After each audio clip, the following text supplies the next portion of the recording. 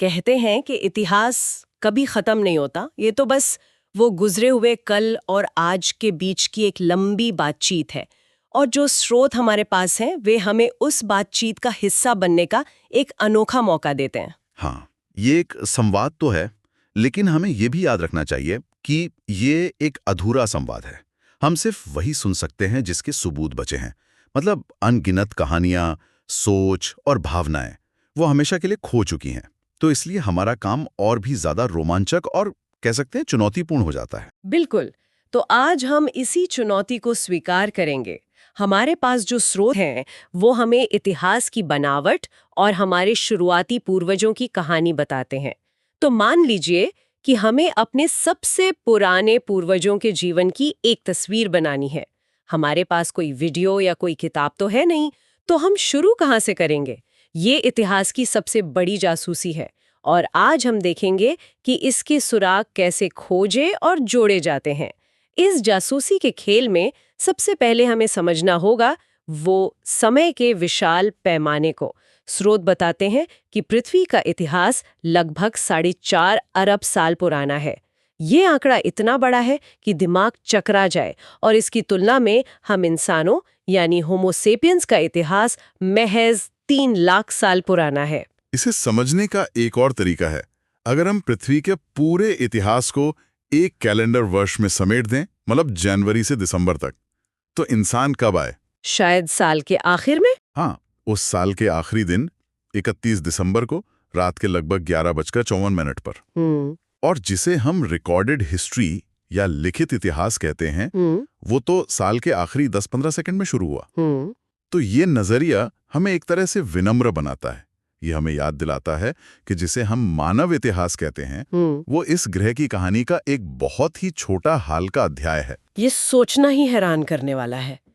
तो इस विशाल समय रेखा के सामने हमारी सारी लड़ाइयाँ, हमारी सारी खोजें, हमारी सभ्यताएं बस एक पलक झपकने जैसी हैं। हाँ। और फिर भी देखिए कि उस एक पलक झपकने में हमने क्या कुछ हासिल कर लिया है। इस नजरिए से देखें तो हमारी उपलब्धियां और भी ज्यादा असाधारण लगती हैं। सही कहा।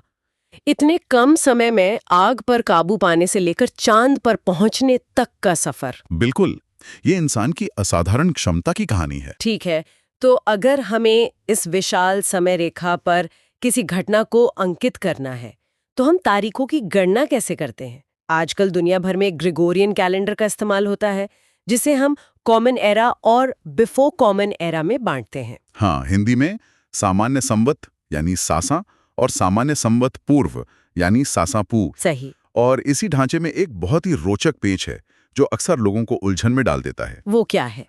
इस कैलेंडर में कोई शून्य वर्ष यानी ईयर 0 नहीं है। साल 1 सासापू के ठीक बाद सीधा 1 सासा आ जाता है। अच्छा। हाँ, साल 0 कभी था ही नहीं। तो इसका मतलब है कि गणना करते समय गड़बड़ी हो सकती है। जैसे अगर हमें गौतम बुद्ध के जन्म और आज के बीच का समय निकालना हो, स्रोत के अनुसार उनका जन्म लगभग 560 सासापू में हुआ था। बिल्कुल, तो सीधी सी गणित होगी 560 को आज के साल यानी 2025 में जोड़ना। लेकिन क्योंकि शून्य वर्ष नहीं है, हमें उस एक साल को हटाने के लिए एक घटाना पड़ेगा। अच्छा, तो ये होगा 560 प्लस 2025 माइनस 1। हाँ, यानी 2584 ईयर्स। और ये छोटी सी गणित की पहेली हमें एक बड़ी बात सिखाती है कि इतिहास कोई प्राकृतिक नियम नहीं है, ये इंसानों द्वारा बनाया गया एक ढांचा है। और हर ढांचे की तरह इसमें भी कुछ दरारें और अजीबोगरीब नियम होते हैं, जैसे शून्य वर्ष का गायब हो जाना। तो इतिहास को समझना मतलब इन नियमों को भी समझना है। और ये तो सिर्फ एक ढांचा है। भारत में तो समय की गणना की अपनी पारंपरिक प्रणालियां भी हैं।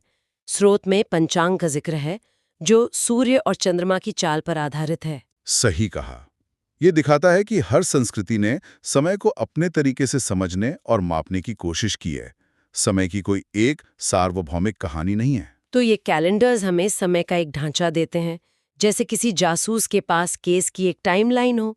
लेकिन इस टाइमलाइन के खाली पन्नों को भरता कौन है? जानकारी कहाँ से आती है? हाँ, यहीं पर इतिहास के असली जासूस मैदान में उतरते हैं। और ये काम किसी एक व्यक्ति का तो नहीं है। नदियां कहाँ बहती थीं? मौसम कैसा था? हाँ, फिर जीवाश्म विज्ञानी हैं जो हमें उस समय के जानवरों और पौधों के बारे में बताते हैं। और फिर आते हैं पुरातत्व विज्ञानी। इनका काम सिर्फ चीजें खोद कर निकालना नहीं है ना? नहीं, असली चुनौती तो उस चीज के संदर्भ को समझने में होती है। मतलब एक ही सिक्का अगर किसी मंदिर के खंडहर में मिले तो उसकी कहानी कुछ और होती है, और वही सिक्का किसी पुराने बाजार में मिले तो उसकी कहानी पूरी तरह बदल जाती है। बिल्कुल, संदर्भ ही सब कुछ है।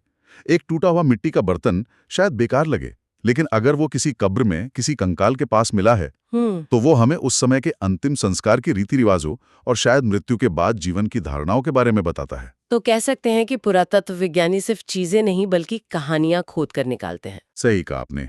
ये सभी विशेषज्ञ मिलकर इतिहास के स्रोत इकट्ठा करते हैं, और स्रोत इन्हें 3 मुख्य श्रेणियों में बांटते हैं: पुरातात्विक, साहित्यिक और मौखिक। पुरातात्विक तो वही हो गए ना, जैसे स्मारक, सिक्के, औजार, बर्तन। लेकिन साहित्यिक और मौखिक स्रोत ये कैसे काम करते हैं? देखिए, साहित्यिक स्रोत हमें उस समय के लोगों की सोच की एक खिड़की देते हैं, जैसे प्राचीन ग्रंथ, कविताएं, नाटक या किसी विदेशी यात्री द्वारा लिखे गए यात्रा वृत्तांत। ये हमें बताते हैं कि समाज कैसे काम करता था, उनके नियम क्या थे, वे किस पर विश्वास करते थे। लेकिन इसमें खतरा भी है। ये अक्सर किसी खास वर्ग जैसे राजाओं या पुजारियों के नजरिए से लिखे जाते हैं, और इनमें पक्षपात हो सकता है। सही। और मौखिक स्रोत जैसे लोक कथाएं और पीढ़ियों से चली आ रही कहानियां, क्या हम उन पर उतना ही भरोसा कर सकते हैं जितना किसी पत्थर पर लिखे शिलालेख पर? कहानियां तो हर बार सुनाने पर थोड़ी बदल जाती हैं। ये बहुत अच्छा सवाल है, और यहीं इतिहासकार का असली कौशल काम आता है। वे मौखिक स्रोतों को सिरे से खारिज नहीं करते हैं। इसे ऐसे समझिए जैसे किसी परिवार में किसी पुरानी घटना के बारे में बात हो रही हो। आपकी दादी कुछ और बताएंगी, आपके चाचा कुछ और एक पुरानी चिट्ठी शायद तीसरी ही कहानी सुनाएगी। बिल्कुल। इतिहासकार का काम उस परिवार के सदस्य जैसा है, जो इन सब को सुनकर, उनकी तुलना करके और दूसरे सबूतों से मिलाकर सच के सबसे करीब पहुंचने की कोशिश करता है। सच तो ये है कि कोई भी स्रोत अपने आप में 100% भरोसेमंद नहीं होता, चाहे वो पत्थर पर लिखा हो या जुबान पर। तो इन सभी जासूसों और उनके द्वारा जुटाए गए सुरागों से हम अपने शुरुआती पूर्वजों के बारे में क्या तस्वीर बना सकते हैं? जब मैं इन शुरुआती इंसानों के बारे में सोचती हूँ तो मेरे दिमाग में एक बर्बर, मुश्किल और सिर्फ पेट भरने के लिए संघर्ष करती जिंदगी की तस्वीर आती है।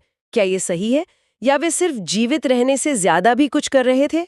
ये एक आम धारणा है, लेकिन सच्चाई इससे कहीं ज्यादा जटिल और दिलचस्प है। हाँ, उनका जीवन मुश्किल था। वे शिकारी और खाद्य संग्राहक थे, जिन्हें स्रोत टोली कहते हैं। ओके। उनका पूरा जीवन भोजन और आश्रय की निरंतर खोज में बीतता था। एक जगह टिककर नहीं रहते थे। हाँ, गुफाओं या चट्टानों के नीचे अस्थायी शिविरों में रहते थे। लेकिन वे सिर्फ जीवित नहीं रह रहे थे, वे नवाचार भी कर रहे थे। स्रोत बताते हैं कि उन्होंने आग का इस्तेमाल करना सीखा। ये कितना बड़ा बदलाव रहा होगा। ये क्रांति थी। आग का मतलब सिर्फ पका हुआ भोजन नहीं था। इसका मतलब था रात में गर्मी, जंगली जानवरों से सुरक्षा। हाँ, और सबसे महत्वपूर्ण, एक सामाजिक केंद्र। लोग आग के चारों ओर इकट्ठा होते होंगे, कहानियां सुनाते होंगे, अपने दिन के अनुभव शेयर करते होंगे। यहीं से शायद समुदाय और संस्कृति ने मजबूत होना शुरू किया।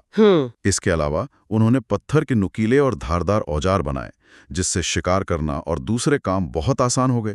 और फिर कला है। दुनिया भर की गुफाओं में मिली चित्रकारी, जिसमें जानवरों और शिकार के दृश्य हैं। ये सिर्फ दीवारों पर लकीरें खींचना नहीं था, ये कुछ और था। बिल्कुल। ये चित्र हमें उनके दिमाग की एक झलक देते हैं। वे सिर्फ ये नहीं देख रहे थे कि उनके आसपास क्या है, बल्कि वे उसे समझ रहे थे, उसका अर्थ निकाल रहे थे। हो सकता है ये किसी शिकार की योजना हो, या किसी धार्मिक अनुष्ठान का हिस्सा, या शायद सिर्फ अपनी दुनिया की सुंदरता को कैद करने की एक कोशिश। हाँ, हम निश्चित रूप से नहीं जानते, लेकिन ये साफ है कि उनके पास एक जटिल आंतरिक जीवन था। वे सोच रहे थे, महसूस कर रहे थे और संवाद कर रहे थे। और फिर सब कुछ बदल गया। स्रोत बताते हैं कि लगभग 12,000 साल पहले एक बहुत बड़ा बदलाव आया। हाँ, जब हिमयुग यानी आइस एज खत्म हुआ और जलवायु गर्म होने लगी। ये मानव इतिहास का सबसे बड़ा मोड़ था। बिल्कुल। इस जलवायु परिवर्तन ने पूरी दुनिया का नक्शा बदल दिया। जैसे जैसे बर्फ पिघली और जमीन उपलब्ध हुई, इंसानों ने एक बहुत ही क्रांतिकारी काम किया। उन्होंने देखा कि कुछ बीज अगर जमीन पर गिरते हैं तो उनसे पौधे उगते हैं। और उन्होंने एक जगह पर बसना और अनाज उगाना शुरू कर दिया। हाँ, ये कृषि की शुरुआत थी। तो क्या हम कह सकते हैं कि खेती की शुरुआत ही दुनिया की सबसे बड़ी क्रांति थी? इससे बड़ा कोई आविष्कार नहीं हुआ। मैं तो यही कहूंगा, क्योंकि इसने सिर्फ खाने का तरीका नहीं बदला, इसने इंसान की सोच बदल दी। पहली बार भविष्य की योजना बनाना जरूरी हो गया। बीज कब बोना है, फसल कब काटनी है, अनाज को अगले साल के लिए कैसे बचाना है। और यहीं से संपत्ति की धारणा का जन्म हुआ होगा। सही पकड़ा। ये मेरी जमीन है, ये मेरी फसल है। और जब संपत्ति आती है तो सामाजिक ऊंच नीच मतलब सोशल हायरार्की भी आती है। जिसके पास ज्यादा अनाज है वो ज्यादा शक्तिशाली हो गया। हाँ, और शायद यहीं से संगठित युद्ध की भी शुरुआत हुई, अपनी संपत्ति की रक्षा के लिए। इसका असर जबरदस्त रहा होगा। स्रोत बताते हैं कि छोटी बस्तियां, जिन्हें पल्ली कहा गया है, बड़े गांवों में बदल गईं। और फिर धीरे धीरे कुछ छोटे कस्बों में विकसित हुई। ऐसा क्यों हुआ? क्योंकि अब भोजन की तलाश में भटकना नहीं पड़ता था, भोजन आपके पास था। और जब भोजन का अधिशेष मतलब सरप्लस हुआ, यानी जरूरत से ज्यादा अनाज पैदा होने लगा, तो हर किसी को किसान बनने की जरूरत नहीं रही। अच्छा, तो कुछ लोग दूसरे काम करने लगे। हाँ, कुछ लोग मिट्टी के बर्तन बनाने लगे ताकि अनाज जमा किया जा सके। कुछ लोग औजार बनाने में माहिर हो गए। बाद में उन्होंने धातुओं का उपयोग करना सीखा, पहले तांबा और फिर लोहा, जिससे और भी बेहतर और टिकाऊ उपकरण और हथियार बने। समाज में विशिष्टता आने लगी। लेकिन ये समाज आज के समाज से बहुत अलग था, है ना? स्रोत इस बात पर जोर देते हैं कि इन शुरुआती समुदायों में निजी स्वामित्व की भावना नहीं थी। खासकर जमीन को लेकर यह समझना बहुत महत्वपूर्ण है। जमीन किसी एक व्यक्ति की नहीं होती थी, उस पर सामूहिक रूप से खेती की जाती थी और जो भी उपज होती थी वो पूरे समुदाय की होती थी। और एक मुखिया या सरदार होता था। हाँ, लेकिन उसका काम शासन करना नहीं, बल्कि पूरे समुदाय के कल्याण को सुनिश्चित करना था। फैसले मिलकर लिए जाते थे। यहीं से सभ्यता की वो नींव पड़ी जहां लोग मिलकर एक दूसरे के भले के लिए काम करते हैं, एक साझा भविष्य के लिए। तो आज हमने समय के विशाल पैमाने को देखा, इतिहास को मापने के अजीबोगरीब तरीके समझे। हम इतिहास के जासूसों से मिले और ये जाना कि कैसे बिखरे हुए सुरागों को जोड़कर एक कहानी बनाई जाती है। और हमने अपने पूर्वजों की शिकारी संग्राहक से किसान बनने तक की अविश्वसनीय यात्रा को समझा। और ये याद रखना जरूरी है कि ये यात्रा सीधी और आसान नहीं थी। स्रोत इस बात पर जोर देते हैं कि मानव सभ्यता को विकास के इन शुरुआती चरणों में अनेक चुनौतियों का सामना करना पड़ा, जैसे बीमारियां, बाढ़, सूखा। हाँ, दूसरी टोलियों से संघर्ष। ये जानना आश्चर्यजनक है कि मानव सभ्यता कितनी नाजुक थी। मतलब एक समय ऐसा भी था जब ये विलुप्त हो सकती थी। बिल्कुल। हम उन आदि मानवों के साहस, उनकी सूझबूझ और उनकी दृढ़ता के कारण ही आज यहाँ हैं। सही कहा। और यह हमें एक गहरे विचार के साथ छोड़ जाता है। स्रोत हमें बताते हैं कि हमारे पूर्वजों ने क्या किया। उन्होंने औजार बनाए, उन्होंने खेती शुरू की, उन्होंने समुदाय बसाए। लेकिन वे उस समय क्या सोच रहे होंगे या क्या महसूस कर रहे होंगे? जब उन्होंने पहली बार आग जलाने में सफलता पाई होगी तो उनके मन में कैसा आश्चर्य और गर्व का भाव आया होगा। या जब उन्होंने पहला बीज बोया तो क्या उन्हें फसल उगने की उम्मीद के साथ एक अनजाना डर भी लगा होगा? हाँ, ये सोचने वाली बात है। आज जब हम अपना जटिल जीवन जीते हैं तो कौन सी मानवीय इच्छाएं, कौन से डर और कौन सी उम्मीदें हैं जो हम उन पूर्वजों के साथ साझा करते हैं जिन्होंने हमारे अस्तित्व को संभव बनाया।